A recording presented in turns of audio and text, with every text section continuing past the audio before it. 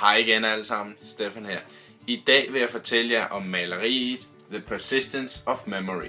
Det blev malet af spanieren Salvador Dalí i 1931, da han var kun 24 år gammel.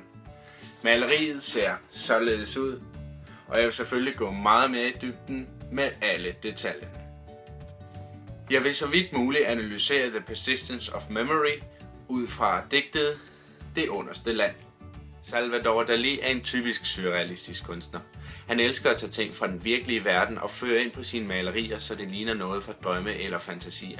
Ikke mindst urene falder i øjnene på dette maleri. De kan være et billede på, som der også snakkes om i teksten, hvordan vi får idéer og fantasier i den virkelige verden, men af den ene eller den anden grund undertrykker vi dem ned i vores underbevidsthed. De kan også være et billede på, hvordan tiden flyder ud og strækkes, når man drømmer eller fantaserer, og at den ingen betydning har. På maleriet er der også noget andet spændende at lægge mærke til i landskabet, nemlig et træ. Træet har ingen blade på og er knækket af i toppen, og ligner derfor det er væssent. Træet kan have været en idé, der er vokset mod himlen og ud af underbevidstheden, men på grund af alle de normer og dårlige modtagelser ude i den virkelige verden, er det knækket og dødt og faldt ned i underbevidstheden igen. Ligesom blodet i digtet, der bliver levret og synker tilbage i det underste land. Hvad nogen måske lagde mærke til før, da jeg snakkede om urene, var, at jeg kun havde billeder af 3. Der er faktisk 4 ure på billedet. Hvordan ved vi så, at det fjerde er et ur? For det første er det rundt ligesom et ur, men det er en mønt jo også. Men for det andet har det den samme optrækkernøgle, som de andre ure har.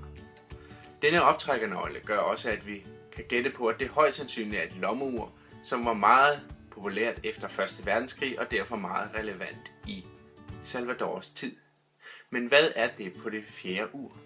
Hvad er det, der er ovenpå det? Det, der sidder på uret, er myrer. Men de er ikke de eneste insekter i billedet. Der sidder også en flue.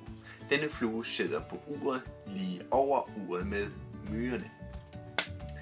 Disse insekter er noget, man tit forbinder med forrådnelse og nedbrydning. Og det kan jo være et billede på det, der både nævnes i digtet, men også det, jeg fortalte om før med træet. Med at idéer når ud og ikke bliver taget godt imod i den virkelige verden, og derfor falder ned i det underste verden igen, og dør og forrådner. Her til sidst skal vi til det mest bizarre på billedet.